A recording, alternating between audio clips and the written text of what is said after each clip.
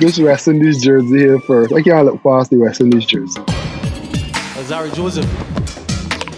And with his first delivery, he's cleaned them up, Albany. You still looking fit? You got no weights though, because chest still looking flat. No. I put some weight on. Oh, he fouled him. Steven Gerrard is really a role model for me because I see him as one of the best leaders you could ever come across.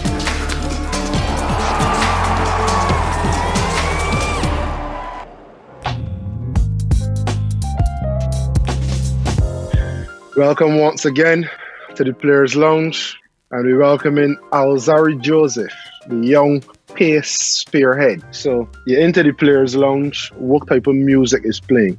If it was up to me, I'd probably be playing something like Massacre or an A Boogie. A Boogie? Yeah. That's rap? Yeah, basically. That's when you got your WhatsApp and Instagram stories where you speaker light up all brand of different colors like a kaleidoscope right now. So A Boogie or Massacre? Were you drinking? Preferably some apple juice or orange juice or water. Not alcohol? No alcohol. See? Not even I didn't know that about you, so I know a lot of people didn't know that either. Alright, you got 3 things in the lounge in quarantine. What are the 3 things you absolutely have to have? My cell phone is definitely one. My PlayStation is another. And my headphones. I tell you, I don't got my PlayStation. When we get back to the Caribbean, in good Wi-Fi. Ah, boy. Yeah, I was told that you would have it in Manchester. Get to Manchester, you tell me, oh, by the next test match you'll have it. Still not. What happened? I can beat down on you a little later, man. Don't worry. Don't rush for the licks, brother. Don't rush for the licks. They can come in time. How much excuse do you really want to give me, huh? Yeah, so obviously being in the biosecure bubble, you all have had to spend a lot of time together, whether you like it or not. And you got games room, you got FIFA, you got your table tennis and stuff. Tell me who some of the better players in your table tennis, your FIFA, who some of the worst players, and who was the biggest rivalry?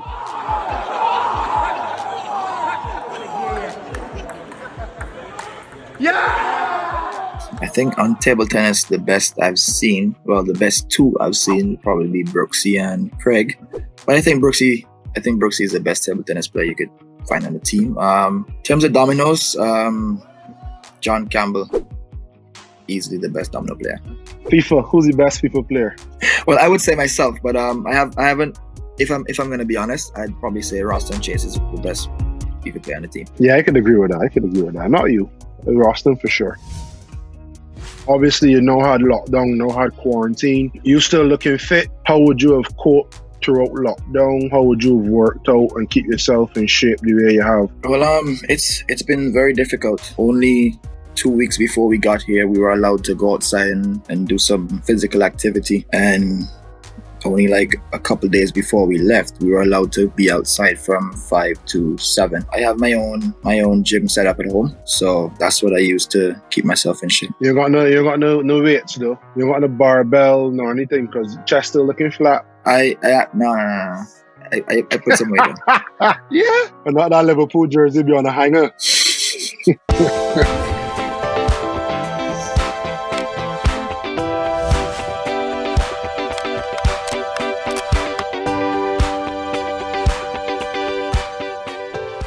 If you had to build your ultimate cricketer, who would be your batsman?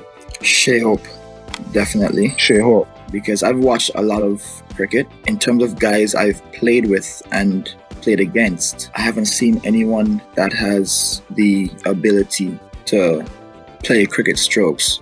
I mean, time the ball as well as Shea Hope. Your ultimate fast bowler? That's an easy one. Dale Steyn. I mean, he has fairly easy run up an action and the ball just gets to you and like lightning. I'm sure you could tell. I'm sure you played against him a few times. Yeah, he castled me a couple of times, man. I gained a lot of respect for him after IPL game. We just come and we had just had a chat. I was talking to him about just skills and some of his skill sets and stuff. And after the game, he came into the dressing room and we had a chat. And I just really respected that man of his stature and to spend that time with me. I really appreciated that. Ultimate spin bowler. The best spin ball I've seen would have to be Nathan Lyon. When you look at the way he bowls, even in Australia. He challenges both edges. He always looks like he's in with a shout. He can go through the gate. He could get you caught behind. He could get you bat bad. Has the ability to, off break it and top spin it. And that's something that's very difficult to do. Ultimate wicket keeper. Dennis Ramlin for me. I haven't seen anyone with better glove work than Dennis Ramlin, to be very honest. This guy is just silky smooth, if I must say. Who would be your ultimate fielder? That's a hard one. I think Ravindra Jadeja would have to take the cake. He's just so fast across the ground. Really good hands. Chase, retrieve, even his throws are so accurate. If he's in the circle and the ball is anywhere near him, that's a chance of you getting out. And your ultimate captain? I'd probably say Michael Clark. I remember one thing in particular that really stunned me, and then it was brought to my attention that he did it just so he could give his team some more time in order to actually win the game. Because I think they were playing an Ashes game. He declared under the score in order to give his bowlers enough time to bowl the team out, to bat again and win the game. I don't think I've ever seen that done before by any captain.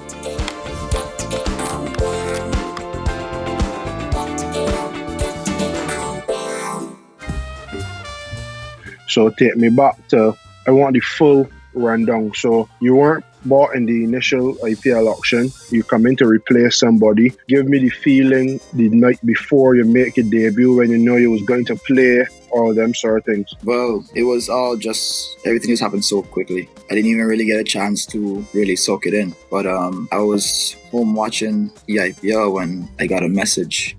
Everything just happened like in a split second. My agent messaged me telling me I have to be the next flight out to Guyana to get my visa, and then from Guyana to JFK, from JFK to London, from London to India. But it was really a good experience for me. Everything felt good. My rhythm was on. I was bowling pretty quickly. I was there for the game against Chennai. I didn't play, but I watched that game against Chennai, and then we went to Hyderabad, and that's when I was told that I was gonna be in for this game. And then you get a cap. You get your Mumbai Indians cap or anything, or just warm up, congrats Alzarri, and went out and play? We batted first, so I got a chance to sit down and watch the innings and let all the nerves get out. So by the time I got the ball, I think it was the 5th or 6th over of the innings where I got to bowl my first delivery. You get a wicket your very first ball? Yeah, it was a wicket on my first ball. I remember being happy for you. Remember until you get your third wicket, and then you went and I screenshot how much followers you had on Instagram. You gained 50-something thousand followers practically overnight, and it was like, cheese on brothers. Everything this man do for West Indies on 19, the body didn't know his name. All of a sudden, 6-1 debut, him as a superstar overnight. Yeah, I'm not really a big fan of social media. I don't really post much. I probably post a picture like every 6 months. Only when Liverpool do well. Yeah, every 6 months, about that.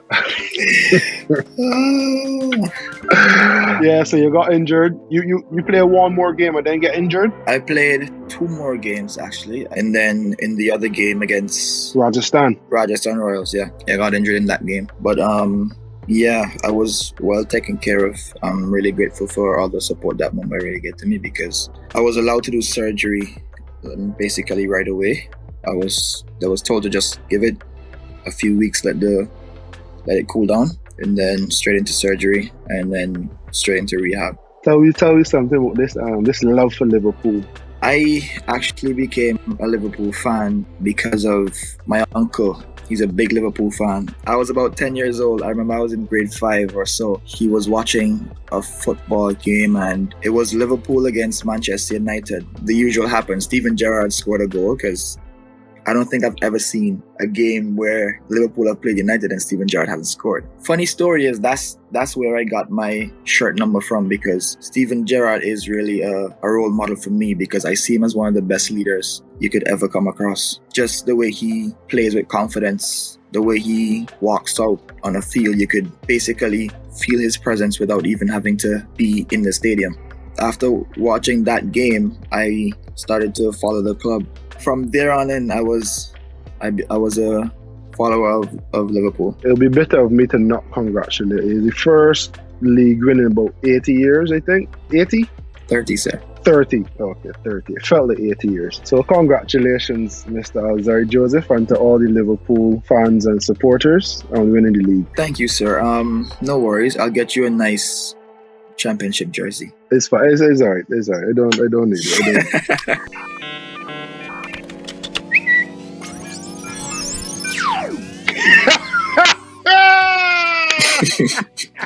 Don't kill me. Talk me through this West Indies jersey here first. I can't look past the West Indies jersey. That was my first West Indies jersey. That was, I think, 2013 when we played against Bangladesh in a 7-match series. West Indies on 19? Yeah, on the 19th, yeah. I asked my dad to get me a West Indies jersey, and he told me he was never gonna buy me one because in a few years I'm gonna have my own. I still have it at home to this day. I mean, ain't the cutest picture, but good story. That's deep, man. That show you confidence and faith your father have. And the tattoos, explain the tattoos. The one at the bottom was my very first tattoo. It's supposed to be a symbol of a rising star. As you can see, it starts very small and gets big, and the lines represent different paths that you go through on your journey. Obviously, the one above that is my mom's name. Yeah. And the one to the right, yeah, it's just a continuation or finishing off of the first one.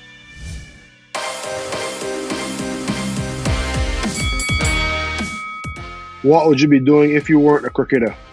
Football. What's the strangest thing a fan has ever said to you? The strangest thing a fan has said to me is probably sign my back. And it just got pretty weird. Who's your celebrity crush? Rihanna. What's your favorite food? My favorite food would have to be macaroni pie, baked chicken. If there was a movie about you and your life, what would be the name of the movie? Let's see. Rising football star turned to cricketer.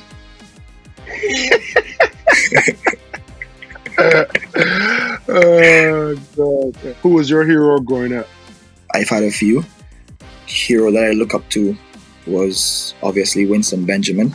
I mean, my footballing hero was obviously Steven Gerrard, and my cricketing hero was Dale Steyn. How much can you bench press? I don't know. I would say just put not much. Yeah, right. Who's the best player you've played with? Except me, of course. No, you don't fit that equation. I've played with a lot of really good players. I'd probably have to say, in my opinion, probably Faf du Plessis. Who's the joker in the West Indies camp?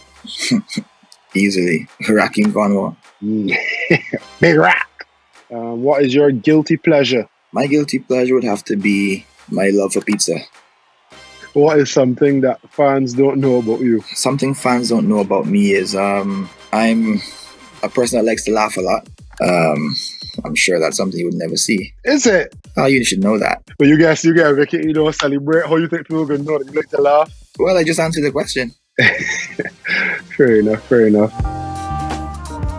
So there you have it. Thanks, Alzarri, for joining us in the Players' Lounge. I must hate to say it again. Congratulations to you and to Liverpool. But now, thanks for spending your time with us. Good luck for the rest of the series. And thanks for joining. Thanks for having me, man.